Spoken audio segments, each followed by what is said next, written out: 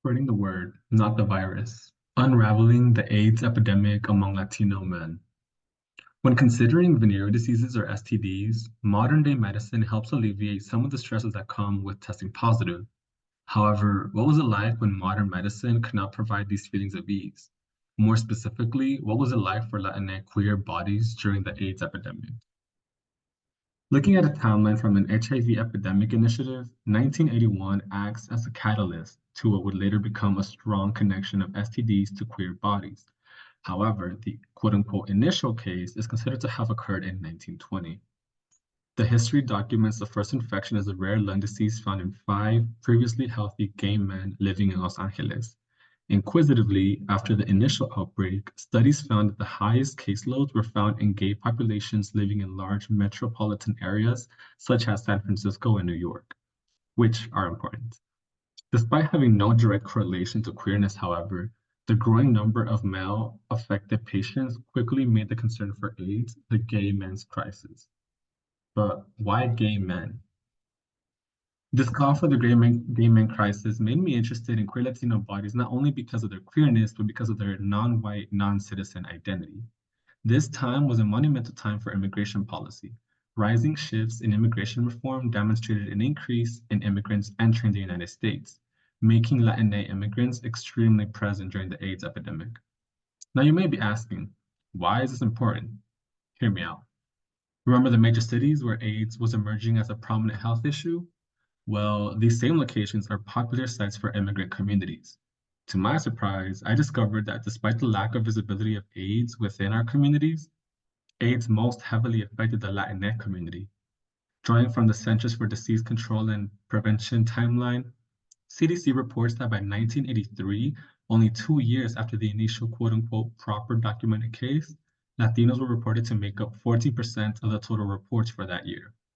You may be asking yourself, okay, why is it important? Well, let me tell you.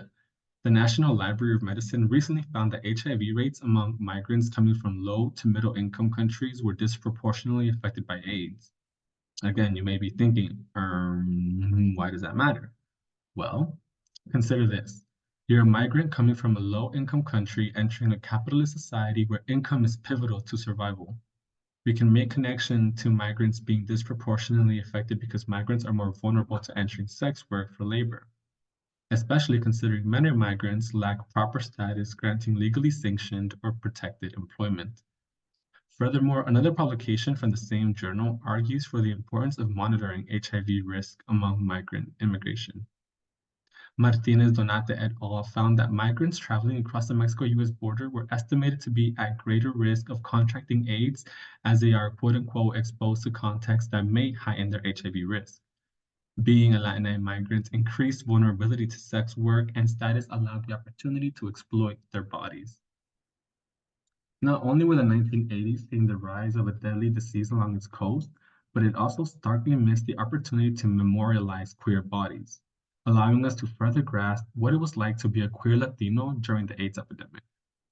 Drawing from the work of Roque Ramirez Horacio, who looks at obituaries from the 1980s and 1990s to explore his own sense of identity, Horacio noted the inherent invisibility that came with holding these two identities, stating, quote, simply put, some bodies and their representations, white, male, middle class, heterosexual, and Anglo, have been much more present than all others, end quote. Take, for example, these 3 obituaries all posted during this 10-year period, the AIDS hysteria. Each of these obituaries highlight the life of men who had died to AIDS, albeit some do not explicitly state cause of death being AIDS. Queerness and AIDS can be inferred as their obituaries were published and collected from a weekly queer newspaper, The Bar, that hoped to contest the invisibility of queer dying bodies. However, the most interesting thing to know is how each one differs from the other, but yet all seem to maintain a value, whiteness. Felix Velarde Muñoz's obituary highlights his life accomplishments which reflect American-esque ideals and fails to give us insight into who Felix was as a person, community member, lover, neighbor, etc. In contrast, Pau Castro was a celebrated queer activist popular in the larger queer San Francisco area. His obituary literally took up 2 pages, slay. However, Although there seems to be no explicit erasure occurring, all these obituaries reflected whiteness. Being a queer Latino meant being a ghost in the graveyard, even before death. Latinx migrants were one of the most heavily affected communities during the AIDS epidemic, and yet, within our community and the larger queer community, it was an unspoken reality.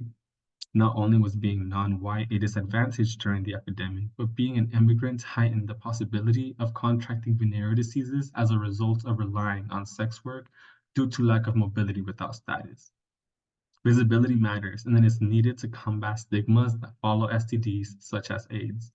A great example is the LGBTQ and AIDS activist Pedro Julio Serrano, who became the first openly HIV positive and openly gay person to run for public office in Puerto Rico in 1988. Not only are migrants increasingly vulnerable to AIDS exposure, but Latinx folk are one of the most affected. While the conceptualization of venereal diseases began with opposition, shame, and fear, bodies like Pedro Serrano's and Paulo Castro exemplify the necessity for conversations, for visibility.